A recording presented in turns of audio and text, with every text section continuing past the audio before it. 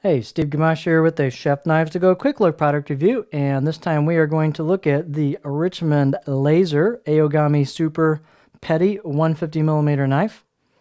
The core steel on this knife, as mentioned, is Aogami or Blue Paper Super Reactive Carbon Steel. The heat treat's about 62 to 63 Rockwell on that core steel, and the construction is stainless steel, softer stainless cladding on either side of that core steel. So it's a 3-layer sandwich. And you can see the core steel kind of peeking through right there at the edge. We'll get a close-up look at it. The weight on this knife is about 2.7 ounces. The blade length was just a little under 150. These will vary just a little bit from knife to knife at 146, 5.75 inches. The overall length was about 10.8 inches. The spine thickness on this one, coming out of the handle above the back of the blade, is about 2.4 millimeters.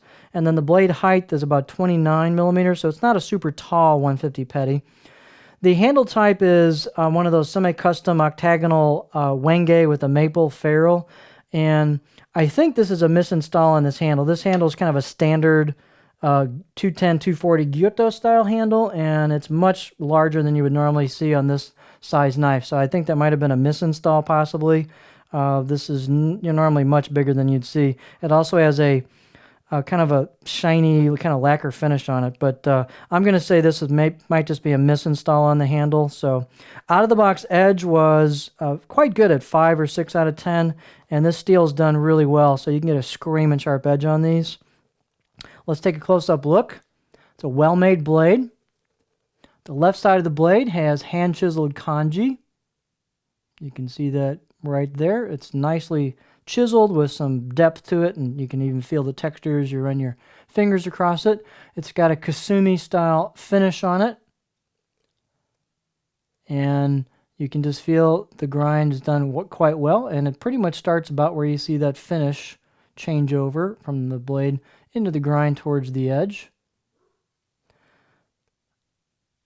The knife does have a fair amount of taper. It starts to taper down a little bit and then kind of holds a thinner taper or thinner cross section, and then it thins out nicely at the tip. So this does have quite a thin tip, and it gets pretty darn thin at the edge as well.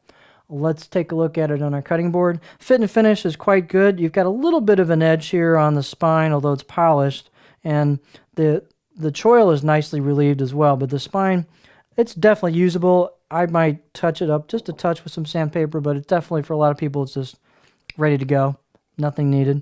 Again, out of the box edge is definitely usable, although you could get a screaming sharp edge on this. Here's what it looks like on our cutting board. This particular one has pretty just kind of gentle curve throughout, no real flat spots at all. It's nicely ground and nicely made, and the profile is just butter smooth and a nice arc all the way to the heel. There's no bumps or anything in it. It's just well done. It's a nicely made knife. I can get right there before I start hitting the tip, so plenty of height. So not for a pure chopping, but pretty good general purpose profile.